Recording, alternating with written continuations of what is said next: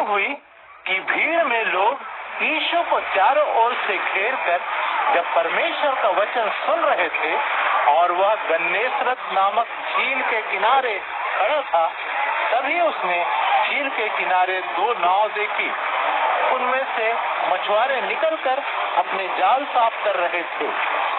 यीशु उनमें से एक नाव पर चढ़ गया जो कि शमौन की थी, और उसने नाव को किनारे से कुछ हटा लेने को कहा। फिर वह नाव पर बैठ गया और वहीं नाव पर से जनसमूह को उपदेश देने लगा। जब वह उपदेश समाप्त कर चुका तो उसने शमौन से कहा, गहरे पानी की तरफ बढ़ और मछली पकड़ने के लिए अपने जाल डालो।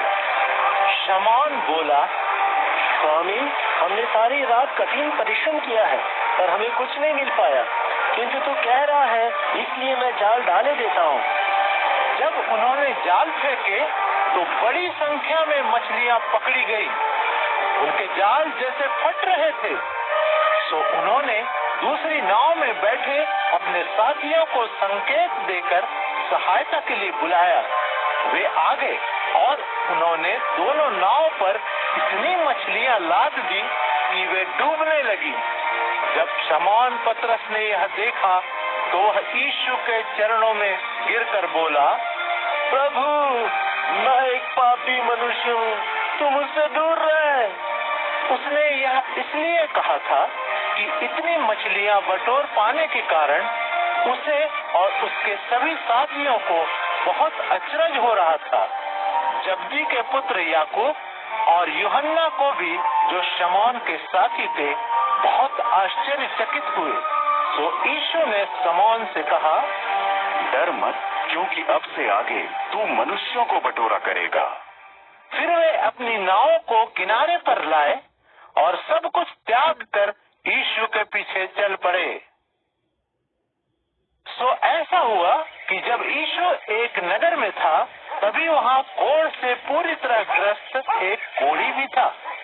जब उसने यीशु को देखा तो दंडवत प्रणाम करके उससे प्रार्थना की, प्रभु, यदि तू चाहे तो मुझे ठीक कर सकता है। इस पर यीशु ने अपना हाथ बढ़ाकर कोढ़ी को यह कहते हुए छुआ, मैं चाहता हूँ, ठीक हो जा। और तत्काल उसका कोढ़ जाता रहा। फिर यीशु ने उसे आज्ञा दी कि वह इस विषय में किसी से कुछ ना कहे। उससे कहा, याजक के पास जा और उसे अपने आप को दिखा और मूसा के आदेश के अनुसार भेंट चढ़ा, ताकि लोगों को तेरे ठीक होने का प्रमाण मिले। किंतु यीशु के विषय में समाचार और अधिक गति से फैल रहे थे और लोगों के दल इकट्ठे होकर उसे सुनने और अपनी बीमारियों से छुटकारा पाने उसके पास आ रहे थे। किंतु यीशु प्रायः प्रार्थना करने कहीं एकांत वन में चला जाया करता था।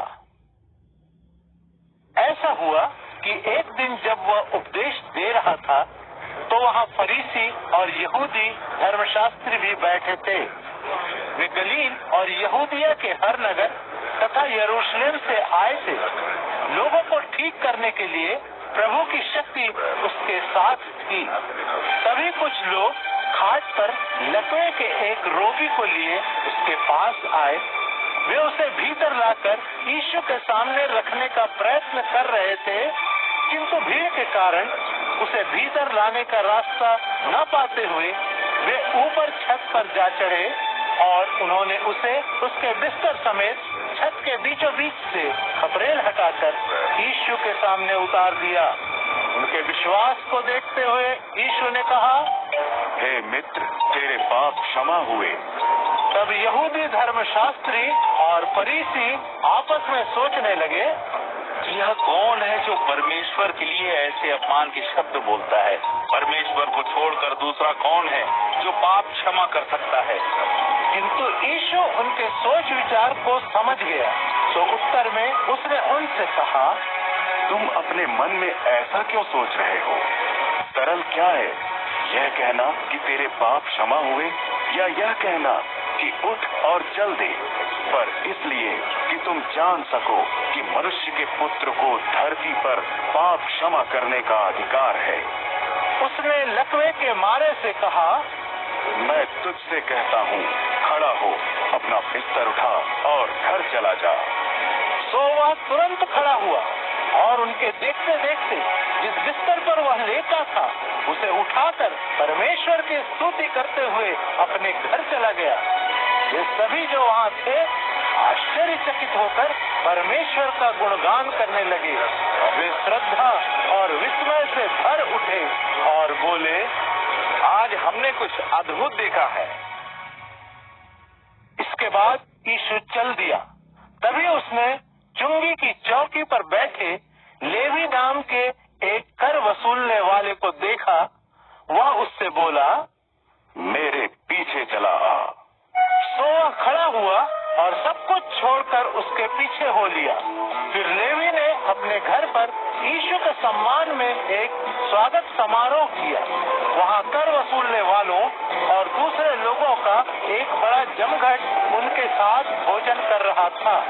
तब फरीसियों और धर्मशास्त्रियों ने उसके शिष्यों से यह कहते हुए शिकायत की, तुम कर वसूलने वालों और पापियों के साथ क्यों खाते पीते हो? उत्तर में यीशु ने उनसे कहा, स्वस्थ लोगों को नहीं बल्कि रोगियों को चिकित्सक की आवश्यकता होती है। मैं धर्मियों को नहीं बल्कि पापियों को मन फिराने के लिए बुलाने आया हूँ। उन्होंने यीशु से कहा, यूहन्ना के शिष्य प्रायः उपवास रखते हैं और प्रार्थना करते हैं और ऐसे ही फरीसी के अन्यायी भी करते हैं, किंतु तेरे अन्यायी तो हर समय खाते पीते रहते हैं। यीशु ने उनसे पूछा, क्या दूल्हे के अतिथि जब तक दूल्हा उनके साथ है उपवास करते हैं? किंतु वे दिन भी आएंगे जब दूल्हा उनसे छीन लिया जाएगा, फिर उन दिनों में वे भी उपवास करेंगे।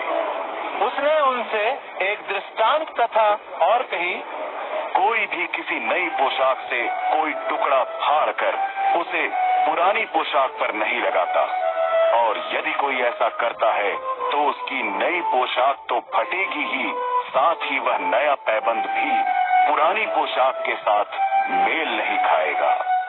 कोई भी पुरानी मशकों में नई दाखरस नहीं भरता, और यदि भरता है तो नई दाखरस पुरानी मशकों को फाड़ देगी, वह बिखर जाएगा और मशकें नष्ट हो जाएंगी। लोग हमेशा नया दाखरस नई मशकों में भरते हैं। पुराना दाखरस पीकर कोई भी नए की चाहत नहीं करता, क्योंकि वह कहता है पुराना ही उत्तम है।